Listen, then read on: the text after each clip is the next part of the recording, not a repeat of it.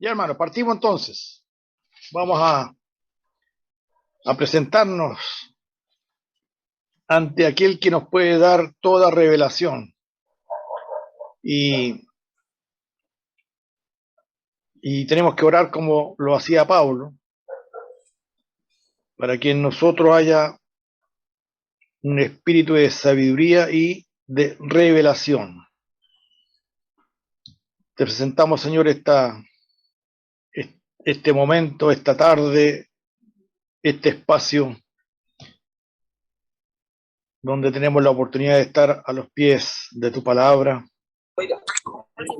y donde podemos ser ministrados y que puede ser de tanta utilidad, de tanta claridad, que puede orientar nuestra vida con un rumbo más correcto.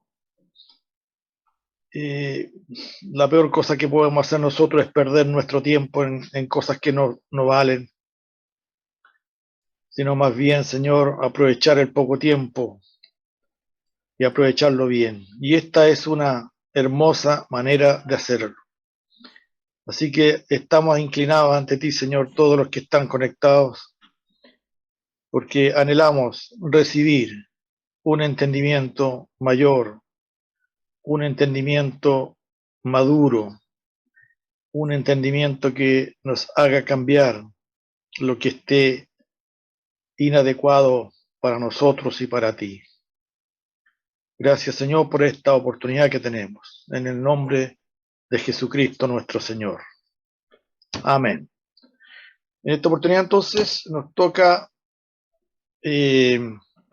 la participación de David y justo están llamando.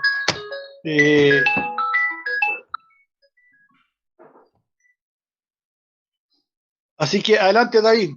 Disculpe la interrupción. No se preocupe, señor Gómez. Estamos en bendiciones del Señor.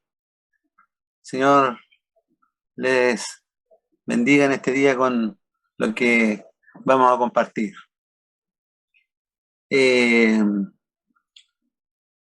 Hace una semana atrás, todavía no, Daniel, hace una semana atrás venimos estudiando el libro de Efesios o la carta a los Efesios y Felipe Ahumada nos hizo participar de Efesios del 1:3 al 14, Manuel López del 1:15 al 23. Y hoy día nos corresponde revisar el capítulo 2, versículo 1 al 10.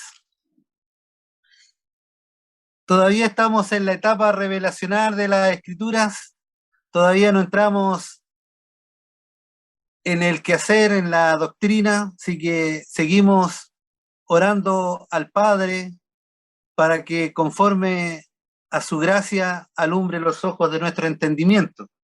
Recordemos que Felipe nos habló respecto de este Dios que es bendito, el Padre de nuestro Señor Jesucristo, dice que nos bendijo con toda bendición en los lugares celestiales, según nos escogió en Cristo antes de la fundación del mundo, y que en amor, habiéndonos predestinados para ser adoptados hijos suyos, para la alabanza de la gloria de su gracia, con la cual nos hizo acepto en el amado.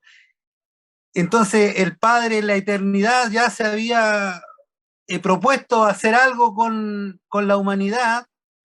¿Y cuál era el objetivo principal? Lo medular de todo esto era que todo esto lo quería reunir en su amado Hijo Jesucristo, en la persona de su amado Hijo, Cristo. Dice el verso 9, 1, 9 y 10, dice, dándonos a conocer el misterio de su voluntad según el beneplácito, el cual se había propuesto en sí mismo.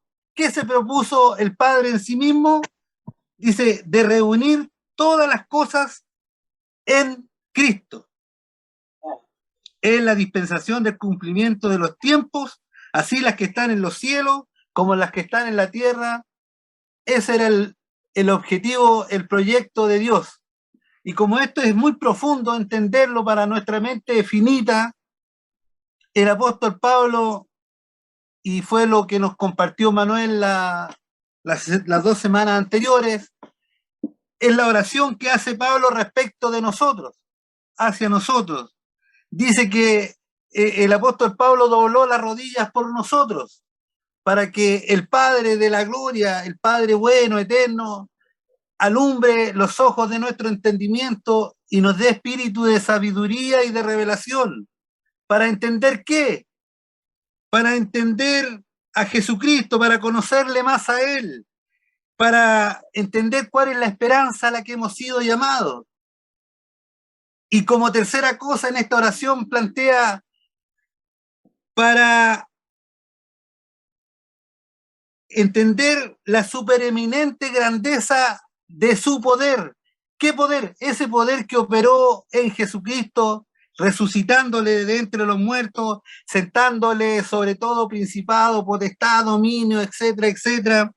Y termina el versículo, el capítulo 1, 22 y 23, y aquí es donde entramos nosotros, hermanos, y dice: y sometió todas las cosas bajo los pies de Cristo, y este Cristo lo dio por cabeza sobre todas las cosas. ¿A quién? A la iglesia, la cual es su cuerpo, la plenitud de aquel que todo lo llena en todo. Entonces esto es una pincelada de lo que hemos venido escuchando en estos días respecto de la participación de Felipe y de Manuel. Este es el capítulo 1. Ahora vamos a entrar de lleno al capítulo 2. Seguimos en el tema revelacional de la epístola. El capítulo 2 se divide en 2 párrafos, hermanos. Del párrafo del 1 al 10 tenemos un tema, y del 11 al 22 tenemos el otro párrafo. Es decir, el capítulo 2 se divide en 2 párrafos. Pero a su vez, el párrafo que voy a compartirles hoy día también se divide en 2 párrafos. El párrafo 2 del 1 al 10 se divide naturalmente desde Efesios 2, 1 al 3 y después desde el 4 al 10. Amén. Partimos, estimado Daniel. Muchas gracias por tu servicio y entramos de lleno a estudiar Efesios 2 del 1 al 10, y aquí la participación directa de nosotros, la iglesia. Amén. Estamos entonces en Efesios 2 del 1 al 10, dice que es, hay un título por ahí que le ponen en unos comentarios, en algunos escritos, que dice lo siguiente: dice que es la supereminente grandeza de su poder para con nosotros los que creemos. O sea, aquí hay un súper grande poder que se va a manifestar en nosotros. Amén. Avancemos, estimado. Vamos a leer completamente el capítulo 2 del 1 al 10 y vamos a hacer memoria, y aquí vamos a encontrar algunos detalles importantes. La escritura dice así, dice que Él nos dio vida a nosotros cuando estábamos muertos en nuestros delitos y pecados, el Padre. Dice que en los cuales anduvimos en otro tiempo, siguiendo la corriente de este mundo, conforme al príncipe de la potestad del aire, el espíritu que ahora opera en los hijos de desobediencia.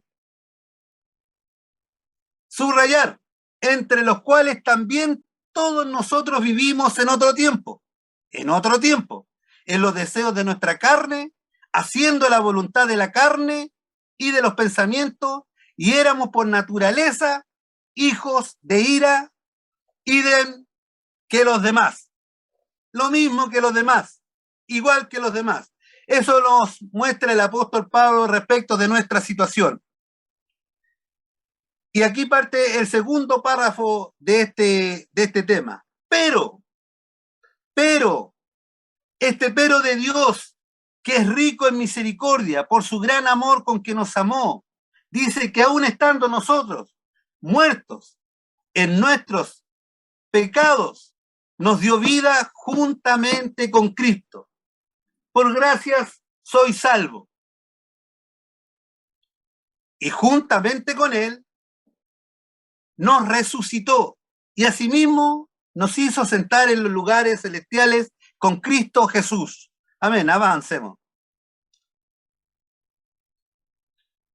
Para mostrar, aquí hay un propósito, para mostrar en los siglos venideros las abundantes riquezas de su gracia, en su bondad para con nosotros en Cristo Jesús. Porque por gracia sois salvos. Acuérdense que estamos muertos en nuestros delitos y pecados. Por gracia sois salvos por medio de la fe. Y esto no de vosotros, pues es un regalo, un don de Dios. No por obras, no para que nadie se gloríe. Porque somos hechura suya, creados en Cristo Jesús para buenas obras, las cuales Dios preparó de antemano para que anduviésemos en ellas. Amén, hermanos. Este es el párrafo que vamos a estudiar y vamos a empezar en el capítulo 2, versículo 1 al 3 y lo vamos a ir desarrollando. Avanza, estimado. La Escritura dice que Él nos dio vida a nosotros cuando estábamos muertos en nuestros delitos y pecados, en los cuales anduvimos en otro tiempo, siguiendo la corriente de este mundo conforme al príncipe de la potestad del aire, esto es Satanás, el espíritu que ahora opera en los hijos de desobediencia, entre los cuales también nosotros vivimos en otro tiempo, en los deseos de nuestra carne, haciendo la voluntad de la carne y de los pensamientos, y éramos por naturaleza hijos de ira, lo mismo que los demás. Lo curioso de todo esto, hermano, que el capítulo 1 termina con una iglesia en los cielos tremendamente gloriosa. Dice que es la plenitud de aquel que todo lo llena en todo, es decir, una iglesia extremadamente bonita, linda, sin mancha, sin arruga, perfecta. Y entonces aquí el apóstol Pablo nos hace hacer un aterrizaje forzoso, sin previo aviso, sin aviso previo. El apóstol nos aterriza y nos pega un palmetazo en la cabeza para decirnos que esta iglesia, de la cual el Padre había preparado en la eternidad, está constituida por seres que están muertos en delitos y pecados. Nos dice que somos el cuerpo de Cristo, la plenitud de aquel que todo lo llena en todo, revela toda su gracia. Pero, hermano, el apóstol se pega una bajada brusca del cielo a la tierra, muestra nuestra condición pasada para hacer un contraste con el fin de resaltar con mayor fuerza la gracia de Dios. Porque esto, ¿con quién lo hizo? ¿Con quién lo hace o lo va a hacer? Dice que con nosotros, que estábamos muertos en nuestros delitos y pecados. Avanza, maestro. No podemos pensar que esto lo hizo con nosotros porque éramos personas dignas o porque éramos personas competentes o porque había algo bueno o merecedores de la gracia de Dios, o que en nosotros había algún sesgo de buscar a Dios. No, hermano, no éramos mejores que nadie, no éramos mejores que los otros. Esto lo hizo con aquellas personas que estaban muertos en delitos y pecados. Éramos personas dignas de la ira de Dios, dignos del infierno. Tanto así que el apóstol escribe a Colosenses, dice: fornicación, impureza, pasiones desordenadas, malos deseos, avaricia, cosas de las cuales la ira de Dios viene sobre los hijos de ¿quién? de desobediencia, en los cuales anduvimos en otro tiempo nosotros. Lo mismo que los demás, idem que los demás. El apóstol Pablo dice que vosotros estaban muertos en delitos y pecados. El apóstol Juan escribe en su evangelio, dice, el que cree en el Hijo tiene la vida eterna, pero el que se rehúsa a creer en el Hijo no verá la vida, más bien dice que verá la ira de Dios sobre él. Amén, estimado. Entonces, ¿qué queremos decir con esto? Que el apóstol nos muestra que Dios está haciendo una obra gloriosa, pero no con personas que hayan dado algún ancho. Al contrario, debemos ser honestos que el Padre bondadoso, el Padre bueno, hizo toda esta obra con personas, como dice por ahí un libro, lo que bota la ola. No escogió lo bueno Dios, sino que escogió lo vil, lo menospreciado, lo que no es. Eso escogió Dios. Así que no tenemos que pensar que en nosotros había algo digno de destacar. Entonces ahora entramos al versículo 4, donde Dios nos dice lo siguiente. Aquí hay un pero, hay un bendito pero a favor nuestro, a favor de nosotros. Dice, pero Dios, que es rico en misericordia por su gran amor con que nos amó, dice que aún estando nosotros muertos en pecado, nos dio vida, pero nos dio vida ¿con quién? Juntamente con Cristo. Por gracia soy salvo, dice. Y juntamente con Él, no solamente nos dio vida, nos resucitó. Y dice la Escritura que asimismo nos hizo sentar en los lugares celestiales con Cristo Jesús. ¿Con qué propósito? Para mostrar en los siglos venideros las abundantes riquezas de su gracia, en su bondad, para con nosotros en Cristo Jesús. Y resalto, hermanos, de nuevo, subraye, porque por gracia somos salvos. Esto es por medio de la fe. Y no es de nosotros, es un don de Dios. No es por obras. No es por obras. ¿Para qué? Para que nadie se gloríe delante de Dios. Porque somos hechura suya, creados en Cristo Jesús para buenas obras, las cuales Dios también las preparó de antemano para que anduviésemos en ella. Amén. Sigamos.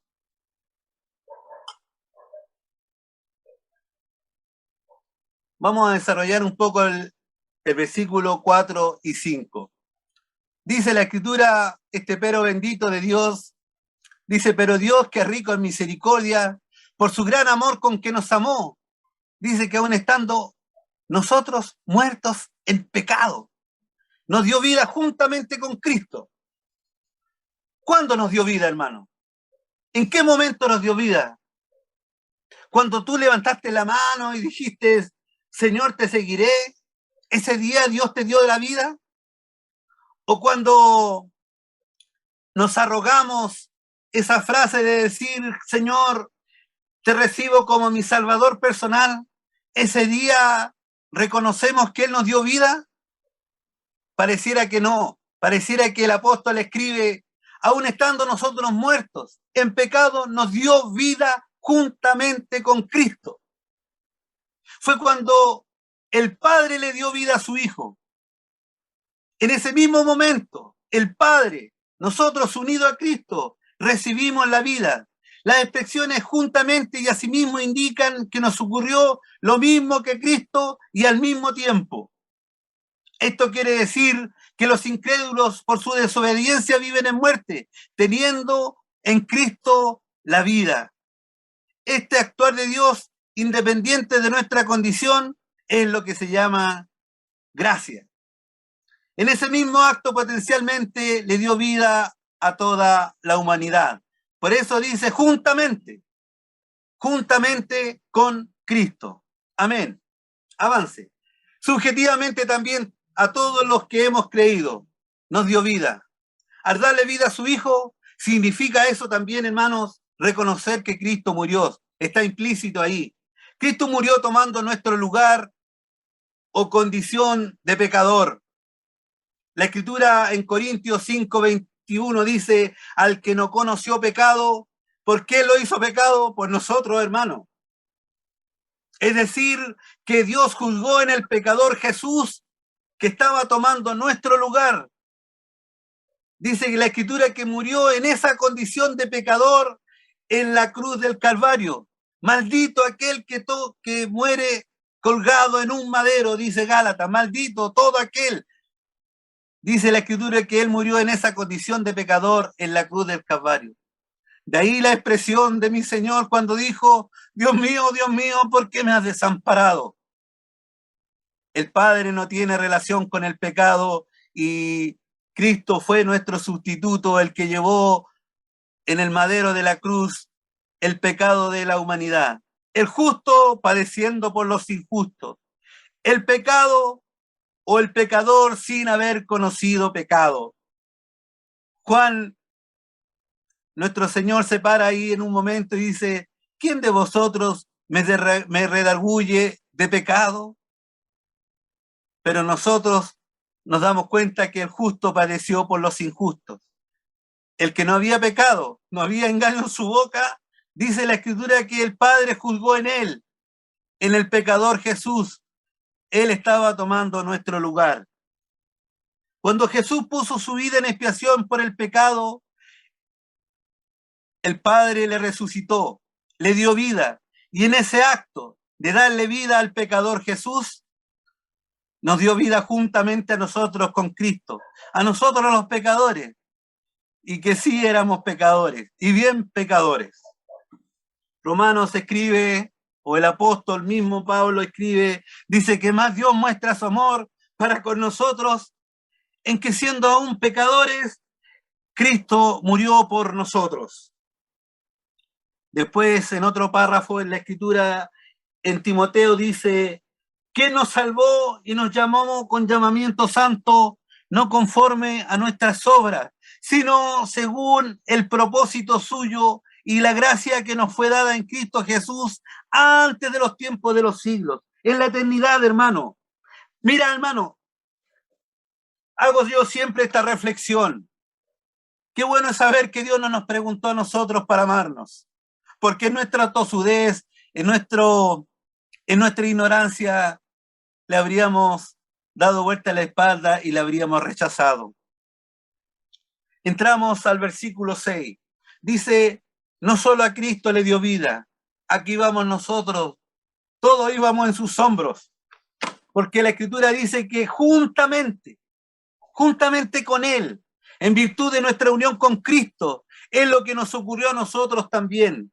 Como la cabeza está unida al cuerpo, lo que le ocurrió a Cristo nos ocurrió a nosotros. Y juntamente con Él nos resucitó y asimismo nos hizo sentar en los lugares celestiales con Cristo Jesús. No solo nos dio vida, sino además nos resucitó juntamente con Cristo. Y dice que nos sentó en lugares celestiales con Cristo. Aquí está hablando de nosotros, como la iglesia de Jesús, que es su cuerpo. Dios quiere que por su espíritu de sabiduría y de revelación descubramos entonces lo que somos en Cristo y nuestra posición que tenemos en Él.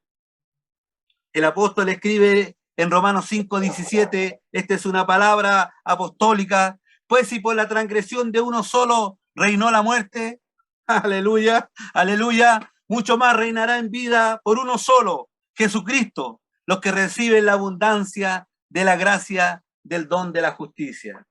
Verbos en pasado, nos dio vida, nos resucitó, nos sentó. Algo que aconteció en la eternidad y eso es puro amor de Dios. Amén, hermano. ¿Cómo voy? Voy bien en la hora. Versículo 7. El propósito de todo esto, hermanos, es mostrar en nosotros ¿por qué Dios se dignó a hacer con la iglesia, siendo que la iglesia no era mejor que nadie? Más bien, como dice la Escritura, éramos lo mismo que los demás. ¿Por qué Dios hizo con ella, lo hizo con nosotros? ¿Por qué? La respuesta está en el versículo 7. Para mostrar en los siglos venideros, el para indica propósito, dice que para mostrar en los siglos venideros las abundantes riquezas de su gracia. Usa un superlativo, la supereminente, las abundantes riquezas de su gracia en su bondad para con nosotros en Cristo Jesús. La supereminente riqueza de su gracia es su benignidad hacia nosotros en Cristo, en los siglos venideros. Literalmente significa en los siglos venideros que aquellos que se están manifestando, aquellos años que se están viniendo, por todos los siglos que vengan. Aquí cobra sentido la Escritura donde dice, por puro efecto de su voluntad, según su beneplácito. No solo lo quiso hacerlo, más bien le dio alegría hacerlo, para mostrar en los siglos venideros las abundantes riquezas de su gracia. No solamente lo quiso hacer, más bien le dio alegría hacerlo. Lo hizo lleno de gozo. Voy a hacer todo lo misericordioso, todo lo amoroso, todo lo bondadoso. Lo hizo por amor a nosotros.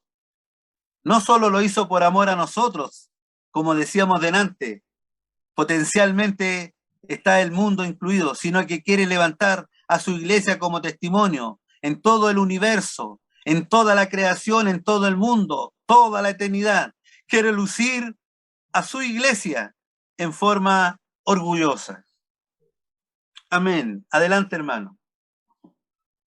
Conclusión, versículos 8. No queda más que decir, porque por gracia somos salvos por medio de la fe, y esto no es de nosotros. Tengámoslo presente, no se nos olvide, es don de Dios. Cobra sentido la Santa Cena, hermano. No te restes nunca, por mucho que lo hagamos repetitiva una vez al mes. Había una canción, aunque el mundo desprecie la cruz, para mí tiene suma atracción, porque por gracia somos salvos por medio de la fe, y esto no es de vosotros, pues es don de Dios, no por obras, para que nadie se gloríe. El versículo 9 dice que es por medio de la fe. El medio es la fe, para recibir y no para merecer. ¿Por qué? Porque es un don de Dios. La fe no es la causa, la fe es el medio, para que el Hijo sea glorificado y reconocido, no por obras, para que nadie se gloríe. Nadie más debe recibir los reconocimientos. Como dice la Escritura, el que se gloría, gloríese en el Señor. Amén. Avancemos. Esta es la razón, el porqué de Dios. Dice, porque somos hechuras suyas, creados en Cristo para buenas obras, las cuales Dios preparó de antemano para que anduviésemos en ellas. El resultado, al ser hechuras suyas, creados en Cristo Jesús, lo fuimos no por obra, sino para buenas obras. Las obras son el resultado necesario de la fe, lo dice Santiago. ¿Mas quieres saber, hombre vano, que la fe sin obras es muertas? Vosotros veis, pues, que el hombre es justificado por las obras y no solamente por la fe. Estas buenas obras son nuestro nuevo andar, nuestra nueva manera de vivir. Dios las preparó de antemano. No son buenas obras según nuestro arbitrio, sino según Dios. Amén. Bendiciones, hermanos. Les dejo este trozo de la Escritura. Reflexionemos, pregunte, añada, si tiene alguna intervención, si quiere aportar, es bienvenido. Amén. Muchas gracias. Bien, hemos escuchado con atención el desglose de la primera parte del capítulo 2 y a lo mejor hay mucho material para desarrollar, y si alguno de ustedes tiene algo para compartir al respecto, esta es la oportunidad que tenemos. Entre más preguntamos, más despejamos dudas, entre más aportamos, más enriquecemos el trabajo que se hace y al final somos todos beneficiados. Así que si alguno quiere participar con lo que estime, este es el momento. Adelante, hermano. Voy a poner el enchufe que se me está agotando esta cuestión.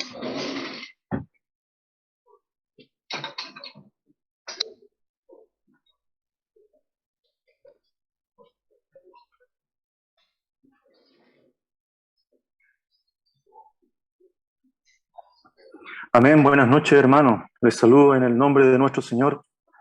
La verdad que el Señor en este momento me hace que no debo olvidar nunca, hermano. No debemos olvidar nunca en nuestra vida cotidiana la condición de nuestra vida sin el Señor, ¿no? La Escritura dice que los designios del corazón del hombre siempre fueron de continuo el mal, decía. Ese es el designio del corazón del hombre. Eso nos tenía separados de la vida, de esta vida celestial que nos llegó en un momento. Y como decía también, no hay justo ni aun uno, dice la Escritura, no hay quien entienda, no hay quien haga lo bueno, no hay ni siquiera uno. Y ocurre este milagro glorioso a nuestro Señor, que aún estando en esta condición, Él determina salvar nuestra vida por amor, por misericordia, por gracia, ¿no? Nos da vida juntamente con Cristo, y nos sienta en lugares celestiales, como dirá la Escritura. Mas Dios muestra su amor, dice, para con nosotros, en que siendo aún pecadores, Cristo muere por nosotros. Y nosotros estábamos muertos en delito y en pecado. Entonces, bendigo al Señor porque me hace que no olvide yo esta misericordia que es continua y que está abierta en todo momento para que yo a Él le pueda reconocer constantemente, ser agradecido y valorar, hermano, valorar su sacrificio en la cruz, el cómo muere por nosotros, nosotros estando extraviados, muertos en delito y en pecado, como dice, muertos, estábamos muertos. Esa era la condición, mi condición, separado del Señor, extraviado, muerto. No había esperanza, no había esperanza. Sin embargo, Dios, aún yo sin darme cuenta de esto, tiene un plan de misericordia y de redención. Envía a su Hijo Jesucristo, se sujeta en todo al Padre, muere por nosotros, resucita y nos da vida juntamente con Él, aún nosotros sin siquiera entender esta grandeza, esta misericordia, sino que en este proceso de ser enseñado, de ser llamado a participar de esto, empezamos a comprender y nuestro corazón empieza a ser agradecido para con nuestro Señor. Bendigo a nuestro Señor Jesucristo por esta obra de amor, hermano, de misericordia para con nosotros y de tener presente siempre la ofrenda de la vida de nuestro Señor Jesucristo en la cruz. Amén. Gracias, hermano Mario. Usted siempre da buenos aportes y no se resta. Lo felicito por eso, hermano. En el 1:23, que hizo referencia a David, la cual es su cuerpo, la plenitud de aquel que todo lo llena en todo, hablando de la máxima gloria que experimenta la iglesia, cuando ésta se constituye en el cuerpo de Cristo, por lo tanto ahí habita toda la plenitud de la deidad, haciendo que nosotros seamos absolutamente distintos, estoy hablando de la iglesia, absolutamente distintos a cualquier otra agrupación humana o a cualquier otra especie humana. Y el contraste que nos hace desde el 2:1 en adelante es para hacer que nosotros tomemos conciencia, como decía el hermano Mario, de nuestra realidad sin Cristo y de nuestra realidad con Cristo. Porque por una parte dice que somos el cuerpo, por lo tanto en nosotros habita toda la plenitud de la verdad, pero el apóstol quiere hacernos entender que esos que donde habita toda la plenitud de la deidad son los que están descritos en el 1 al 10. Entonces, es impresionante cómo el Señor puede abrir nuestra mente para ubicarnos, porque el ser humano en general tiene un problema de ubicación, se desubica. Y esto nos hace reflexionar que estamos ante aquel que ha hecho todo y que nosotros no hemos hecho nada para gozar de lo que nunca merecimos y vivir eternamente con el Señor en una dimensión jamás pensada. Esa es la reflexión que yo creo que es la que intenta el apóstol Pablo que se inserte no solo en nuestro conocimiento, sino que se inserte en nuestro espíritu para que nuestra actitud para con el Señor sea distinta y nuestra actitud para con los demás también sea distinta. O sea, yo podría pararme delante de un mundano, de un perro gentil, y mirarlo en menos, porque en mí habita toda la plenitud de Dios, porque soy parte del cuerpo de Cristo. Pero el apóstol Pablo me aterriza para decirme, cuidado con lo que dices, porque tú no eras mejor que esos perros gentiles. Tú eras un perro gentil que yo te recogí, y que te recogí antes de que tú nacieras. Y esos son golpes fuertes, hermano, que nos tienen que voltear nuestra conciencia, marcar a fuego lo que somos realmente en el Señor.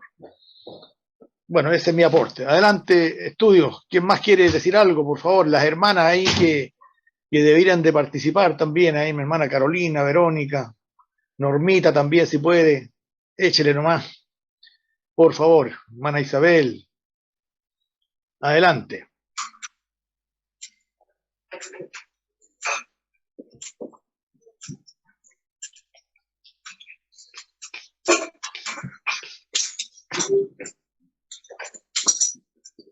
Hermano Sergio. Desde la octava región, adelante. Hay varias cositas que aportar, pero vamos a empezar por algo que nos congregó desde el principio, que era tratar de ver el libro de Josué realizado aquí en la iglesia, ¿no es cierto? Que era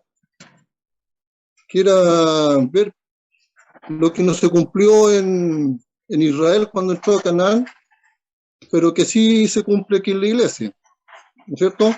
La vida que debieron haber vivido ellos y no pudieron, pero que nosotros, estando en la iglesia, debemos de vivirla. Entonces, el apóstol, oyendo de la fe que tiene él, hace una oración, y esa oración tiene un fin. Es como que si Josué también hiciera una oración para que entendiesen tal cosa, ¿no es cierto? Para que vieran las uvas, para esos racimos grandes, inmensos, para que vieran los tremendos melones, para que vieran lo que hay en la tierra prometida. Entonces aquí también el apóstol hace una oración, pero con un fin. Él ve algo, una necesidad, entonces hace una oración y ruega para que esa necesidad sea cumplida o suplida. Y dice que él ruega por nosotros, ruega para que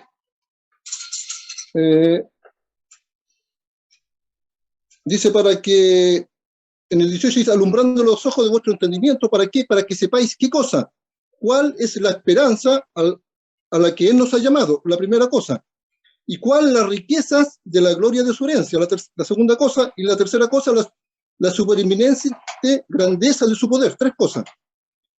Pero me voy a referir a la segunda, que dice que Él ruega para que nosotros entendamos, comprendamos, que se nos alumbren los ojos, para que comprendamos cuál la riqueza de la gloria de su herencia en los santos. La tierra prometida está llena de riqueza, ¿no es cierto? Porque así lo confirmaron los 10 espías. Pero más bien son riquezas espirituales las que tiene la tierra prometida, y ellos solamente vieron las riquezas materiales, la uva, los melones, etcétera, etcétera. Entonces aquí en el 2, ahora el apóstol quiere hacernos entender a lo menos dos riquezas.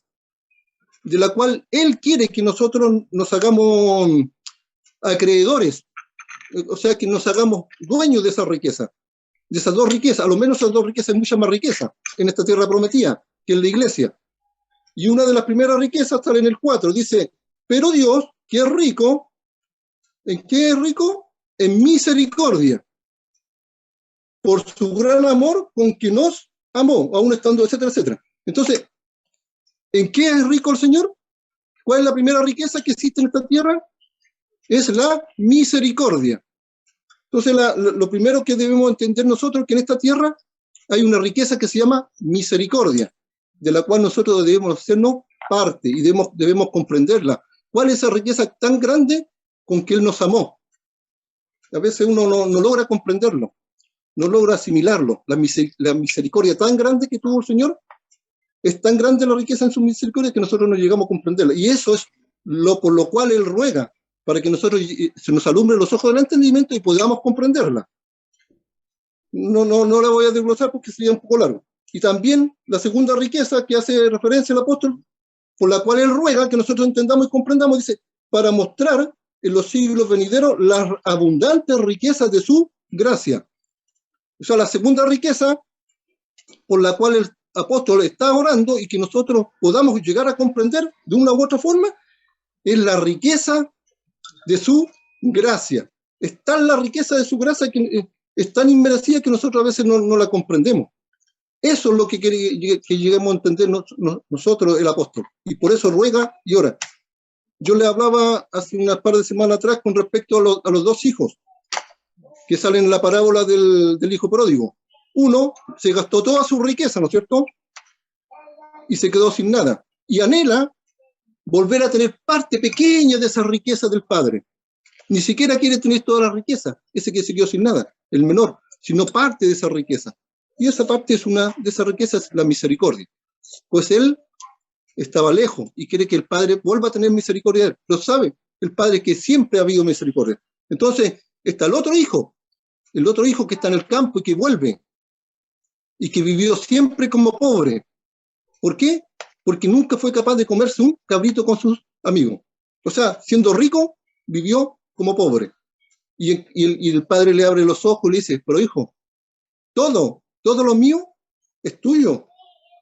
Toda mi riqueza, todo es tuyo. ¿Qué quieres? Entonces, somos a veces como como aquel hijo que se quedó con el padre y nos disfrutamos de las riquezas del padre. Pero Dios, que es rico en misericordia, ¿quién es rico? El Padre. Todo lo del Padre es nuestro. Así que hagámoslo parte. Por eso es que el apóstol ora, lo primero que hace. Yo ruego para que se abran los ojos de vuestro entendimiento y lleguen a comprender estas cosas. Lo que no pudieron vivir los israelitas en la tierra prometida. Hasta el día que hace la oración en hebreo y dice, y ahí está el reposo. Ustedes no fueron capaces de vivir el reposo hasta el día de hoy. Y ahí está presente todavía. Ahí está la riqueza del reposo de Dios. Y ustedes todavía no lo pueden disfrutar. Ya han pasado casi 1000 y tantos, 1700, 1800 años. Y aún no está viviendo el reposo de Dios. Hebreos les dice, ¿no es cierto? Esa riqueza. Bueno, no lo nombra aquí como riqueza. Nombra otras dos. Pero eso es parte de la riqueza de Dios que uno debe de llegar a entender y comprender. Amén. Bueno, hay otras cosas más, pero para la oportunidad para otro. Hermano, buenas noches. Adelante, hermana Janet. Buenas noches. Bueno, yo decir lo mismo que han dicho todos los hermanos, que cuando estábamos muertos en pecado, que sea la gracia del Señor vino a nuestras vidas, que sea el Señor, es maravilloso. Aquí dice, porque por gracia sois salvos por medio de la fe, y esto no es de vosotros, pues don de Dios. Que sea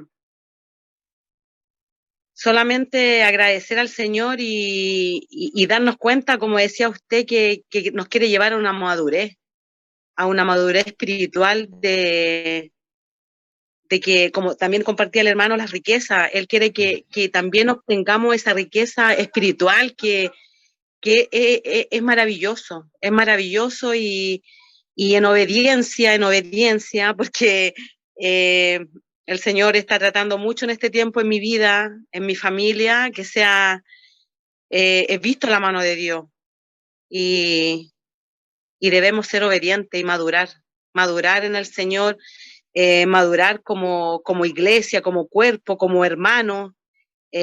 Como decía el hermano, que la riqueza está primeramente en la misericordia de Dios, en el llamado de Dios. Y bueno, todo lo demás viene por añadidura. Y Pablo también nos enseña, que sea yo he podido leer Efesios, he ido un poquito más adelante y de verdad que estoy maravillada con el amor de Dios, porque yo creo que cada vez que vamos entendiendo el propósito de Dios en nuestras vidas, vamos a poder entender que esto es para nosotros, pero también para los demás, para que podamos entregar esta riqueza hermosa del Señor, de la salvación, de la misericordia, que estamos predestinados para los demás, como usted decía, que no los vanagloriemos, porque todo esto es del Señor, porque no podemos mirar al que está afuera, al que no es salvo, que sea sin este amor grande de nuestro Señor. Así que de verdad, hermano, bendecirlo, glorificar al Señor. Y bueno, yo cuando me quiebro porque el Señor es hermoso, es lindo, que sea sentir la presencia de Dios es algo maravilloso, aprender también con ustedes, darle las gracias al hermano David, porque me queda todo muy claro, a cada uno de los que nos han enseñado en este tiempo, y el Señor está llamando a la iglesia a que maduremos, bueno, yo en especial primeramente, porque yo estaba muerta en pecado, hermano. Y esa fe que Dios puso en mí como un don, porque ahora puedo comprender que esa fe venía de parte de Dios, me hace estar aquí, escuchando esto hermoso que el Señor quiere en nuestras vidas. Así que bendecirlo, hermano, a esto que nos está enseñando en este tiempo, a esto hermoso que nos está enseñando como iglesia. Así que eso, hermano. Gracias. Buenas noches. Gracias, hermana Janet. Muchas gracias. Amén. ¿Alguien más quiere participar? Yo quiero participar. La felicito. Adelante. Es que me quedé con algo la semana pasada, cuando estaba el pastor Manuel López, y espérense un poquito.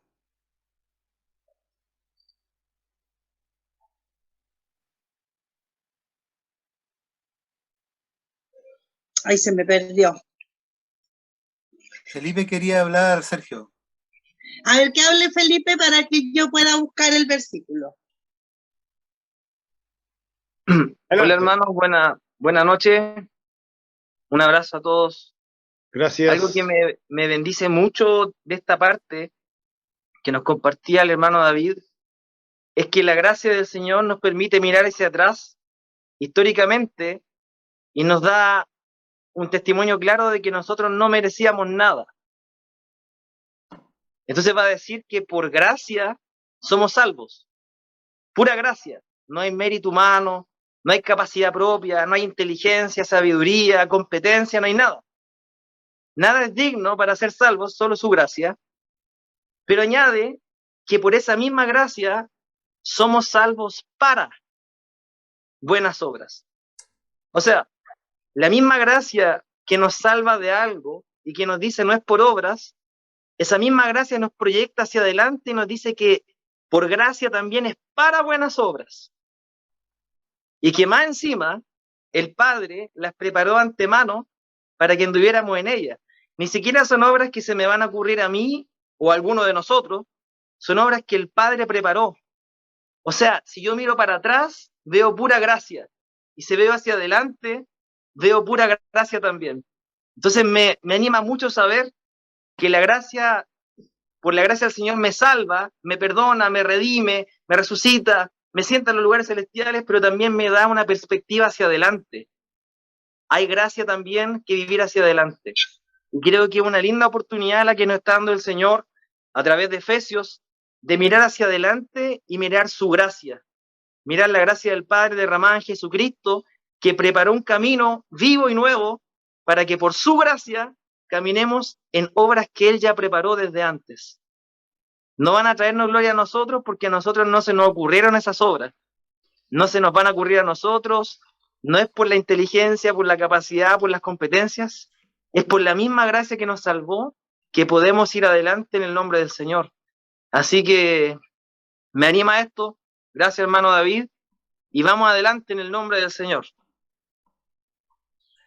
Amén. Amén. Adelante, hermana Guille.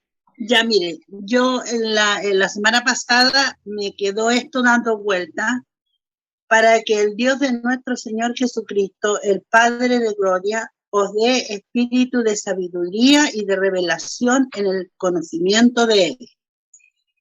¿Por qué me quedo dando vuelta? Porque yo siempre observo algo, y en esto me incluyo, de que nosotros, este versículo, esta palabra, debiera ser un constante en la iglesia para que la estuviéramos orando. Y por lo general, en nuestras oraciones, nosotros nos centramos en nuestras cosas personales, en las cosas que son, como diría yo, las añadiduras, porque cuando el Señor conoce nuestras necesidades, entonces Él las va a suplirlas. Pero cuando está esta revelación, nosotros podemos entender mucho mejor lo que el Señor quiere de nosotros. Ahora, en cuanto a la gracia, por muchos años, antiguamente como que se nos dejaba resaltar que como que éramos algo en Cristo, como que el don, el trabajo que hacíamos, qué sé yo, un montón de cosas. Pero cuando uno logra entender de que todo lo que somos y todo lo que tenemos es gracia de Dios, y por gracia de Dios lo estamos haciendo, cambian las cosas en nuestro interior, en nuestra vida, porque ya lo que uno ya empieza a hacer mirando solamente al Señor, y eso bendice, que ya uno entiende que ya no es porque tenga más facilidad para predicar, tenga más facilidad para expresar la palabra, o qué sé yo, sino que es porque el Señor en su divina gracia nos ayuda para que nosotros podamos ejercer lo que Él tiene para con nosotros. ¿Me entiende? Entonces, a mí me bendice mucho el entender esta palabra, el que de alguna manera me haya sido revelada por años, a lo mejor me creí algo, pero hoy día yo entiendo que solamente es su gracia, nada más que su gracia, y eso me quebranta. Eso quería aportar. Amén. Amén. Bonito. Bien, hermano. Amén. Bueno, un buen instrumento para medir nuestra madurez, como un termómetro, es la oración. Cuando uno ora Amén. y cae en repeticiones, en muletillas, es porque no está orando. Cuando uno ora y el 99,9% de esa oración es para pedir, es porque no hemos entendido casi nada. Exacto. Entonces, la oración es un buen instrumento para medir qué tanto estamos entendiendo, qué tan maduro estamos. Así que tenemos a la mano la forma de medir, así que cuando usted ore, revise cómo hace su oración. Y cuando logre entender esto, entonces su oración va a cambiar, o mi oración va a cambiar. Muy bien, ¿alguien más quiere participar? aportar con algo más? Yo, pastor. De la hermana María Lobo. Muy buenas noches, hermano. Buena la palabra porque estamos aprendiendo en este tiempo, pero yo quiero aportar algo que el Señor de alguna manera me ha ido revelando, hermano, y es los niños. Como la iglesia hay mucha niñería todavía, chiquititos. Entonces, ¿cuándo se nota la altura? Cuando hemos madurado, cuando la palabra ha sido revelada a nuestro corazón, se empieza a notar. Bueno, el Señor habla de los frutos. Por sus frutos los conoceréis. Para mí esto es como cuando uno dice, bueno, este niño tiene 2 años, este tiene 7 y este tiene 15. ¿Por qué? Porque a medida que el crecimiento que uno tiene es lo que Dios le va demandando. Y eso es por revelación de la palabra. Entonces, bueno, tenemos que tener paciencia con los pequeños, hermano. Si uno se cree grande, bueno, uno tiene que tener paciencia con el más chiquitito. Y tiene que cubrirlo y tiene que orar por él. Entonces, ese es mi aporte, hermano, porque es lo que el Señor me ha hecho entender en un tiempo atrás, que yo debo tener paciencia con mis hermanos pequeñitos, chiquititos, guaguas, y ayudarlos a que caminen y a esperarle el crecimiento, porque el Señor es el que da el crecimiento, hermano. Uno puede sembrar mucho y puede regar mucho, pero el crecimiento lo da el Señor. Hay cosas que no entiendo mucho en cuanto al crecimiento, porque pienso que no es forzoso, el crecimiento no es forzoso, como que Dios no lo hace forzosamente, por así decirlo, sino que es como que Él tiene paciencia, nos espera. Lo que yo he entendido también en este tiempo es que el Señor me ha llamado a santidad. Me ha llamado a santidad, a apartarme, a tener cuidado. Y eso uno lo va entendiendo cuando uno no es guagua. Eso quería aportar, hermano. Nada más que eso, cortito. Muy bien, pues, hermana, muchas gracias. Bien. Hermano Sergio, un aporte cortito, porque aquí se habla siempre del Génesis, ¿no es cierto? Aquí lo tocó el hermano recién nomás, de las obras que el Señor preparó para que anduviésemos nosotros ahora, ¿no es cierto? Esas obras preparadas antes de la fundación del mundo. Y aquí hay una parte bien bonita en el versículo 2. Dice que Él nos dio vida a vosotros cuando estabais muertos en vuestros delitos y pecados, los cuales anduvisteis en otro tiempo siguiendo la corriente de este mundo. ¿Y qué es la corriente de este mundo? Dice, tiene la forma, es conforme al príncipe de la potestad del aire, el espíritu, ¿no es cierto? Que ahora operan los hijos de desobediencia. El Señor, el Padre, previó esta situación. Previó que nosotros íbamos a estar muertos en nuestros delitos y pecados. Y íbamos a tomar la forma, la imagen y semejanza, conforme a la imagen y semejanza del príncipe de la potestad del aire. Entonces, el Señor lo previó, que íbamos a llegar a mentir, que íbamos a llegar a hacer miles de cosas, cientos de cosas que el Señor aborrece. Entonces, porque vio que el enemigo iba a influir en nosotros con su corriente de pensamiento, etc. Entonces, los hombres sin Cristo tienen la forma del príncipe de este mundo, dice aquí, conforme a la imagen y semejanza, podríamos decirlo, pero conforme al príncipe de la potestad del aire, que es el espíritu que opera en los hijos de desobediencia. Pero el Señor lo previó y dijo, hagamos que este hombre llegue a ser como nosotros, conforme a nuestra semejanza, dice el Génesis, ¿no es cierto? Así que nosotros tenemos que llegar a ser conforme a la semejanza del Padre, porque en algún momento estuvimos conforme al espíritu del príncipe de la potestad del aire.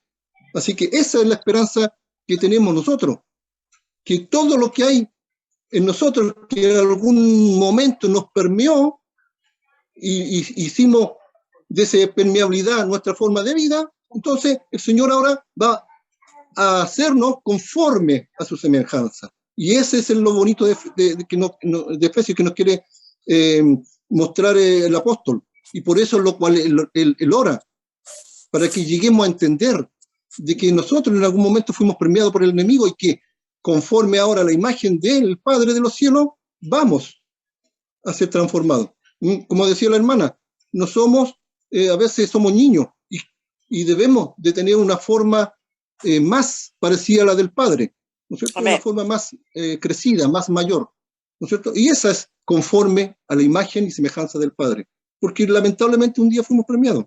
Y eso es lo que el Señor quita todos los días de nosotros. Y nos va, como bien también decía la hermana, como cuando no somos santos. Entonces el Señor, ¿qué quiere? La santidad. Pues. Entonces quiere que seamos conforme a la santidad del Padre, no conforme a la impiedad que tienen los hijos de desobediencia, que fueron conforme al espíritu de desobediencia. ¿Ah? Entonces el Señor, el apóstol quiere que despertemos a esa realidad, quiere que conozcamos esa riqueza. Tenemos que llegar a ser conforme a la semejanza del Padre. Así que estamos en la mano del Padre, según el apóstol aquí. Él nos va formando, nos va haciendo crecer, nos va haciendo que haya santidad en nosotros. Como nos lo hacía entender bellamente la hermana aquí. Así que gracias doy al Padre también, porque estamos en sus manos y vamos a una meta y vamos creciendo en el nombre de Jesucristo. Amén. Amén, hermano. Muy bien. ¿Alguien más? Si no, estaríamos terminando.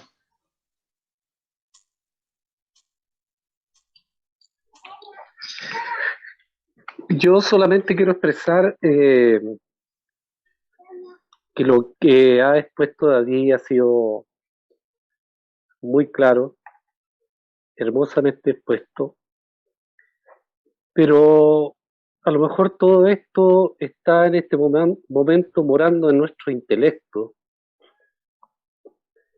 Y pienso de que es como prioridad, porque todavía estamos en el capítulo 2, que corresponde a la revelación, que sigamos orando.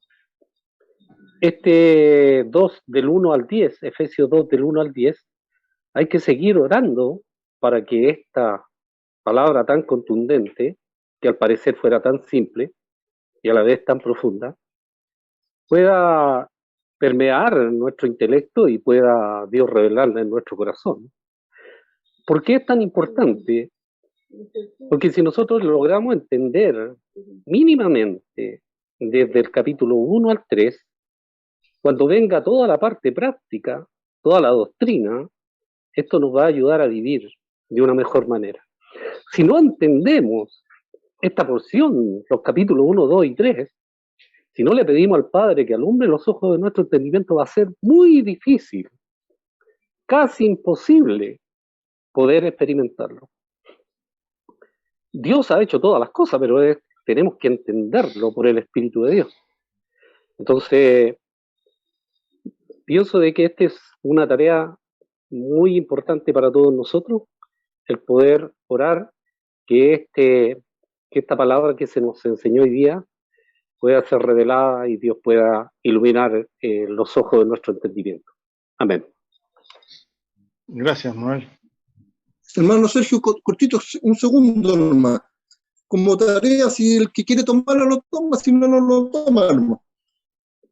Dice que nosotros los cristianos siempre hablamos de la carne. Dice, no, es que está en la carne, no, que no debemos andar en la carne, etcétera, etcétera. Pero siempre o es el espíritu o es la carne, ¿no es cierto? O es la letra o la carne, etcétera. Pero siempre hablamos de la carne, que no debemos andar en la carne, ¿no es cierto? Y está bien, pero el apóstol nos quiere hacer entender de que también hay otra cosa, que es, aparte de la carne, que son los pensamientos. Dice el 3, dice que haciendo la voluntad de la carne y haciendo la voluntad de los pensamientos. Como tarea solamente, para que no solamente nos aboquemos que lo que es la carne, los deseos de nuestra carne, porque también están los deseos de nuestros pensamientos, como dice el Padre. Ustedes no tienen mis pensamientos, dice en el Salmo 56, ¿no es cierto? Vosotros no tenéis mis pensamientos. O Cristo, como dice, ustedes tienen la mente de Cristo, piensen como Cristo, como tarea nomás. Amén. Ya, Valencito, ¿va a decir algo? Como me toca exponer la próxima clase, decir dos cosas. La primera, que ayuda mucho, hermanos, a la comprensión, leer el capítulo. Entonces, la próxima clase vamos a continuar con el capítulo 2. Y si lo puede leer en más de una versión, mejor todavía, porque se complementan una a otra y ayuda a un mejor entendimiento. Y lo otro, para sumarme a lo que decía el pastor Manuel López, yo creo que es importante no solamente la oración, sino que posicionarnos, hermano, por la fe posicionarnos en esta obra que el Señor hizo. Por eso en Efesios vamos a leer constantemente, juntamente con Cristo, en Cristo. Hay una posición que no es nuestra vieja manera de vivir, a pesar de que esa vieja manera todavía esté presente en muchos de nosotros. No es la realidad que nosotros tenemos que expresar ni que tenemos que vivir, sino que hay una realidad celestial que es en Cristo, en los lugares celestiales, y toda esa realidad que de repente se nos escapa, el Señor permita que a través de la oración, que a través de la palabra, a través de su Espíritu Santo, nosotros logremos posicionarnos en esos lugares. Porque es la única forma de entenderlo, es la única forma de poder permitir que esto se exprese, es posicionándonos. Muchas veces nosotros esperamos que el Señor baje y acá en la tierra solucione las cosas, pero así como expuso el hermano David, las buenas obras provienen de Él, y esas obras ya las preparó de antemano en los lugares celestiales, y ahí nosotros estamos posicionados. Entonces, con esa mentalidad, ojalá que la lectura nos vaya posicionando de a poco también en donde nos corresponde estar. Amén. Listo, estamos con tarea para la semana entonces. ¿Terminamos, cierto? ¿Estamos listos? Para que aparezcan en pantalla y se empiecen a saludar, porque vamos a bajar la cortina. Ya que nadie más quiere participar, de las hermanas, pero un poquito, ¿no? 2 o 3. Nos vemos, hermanos.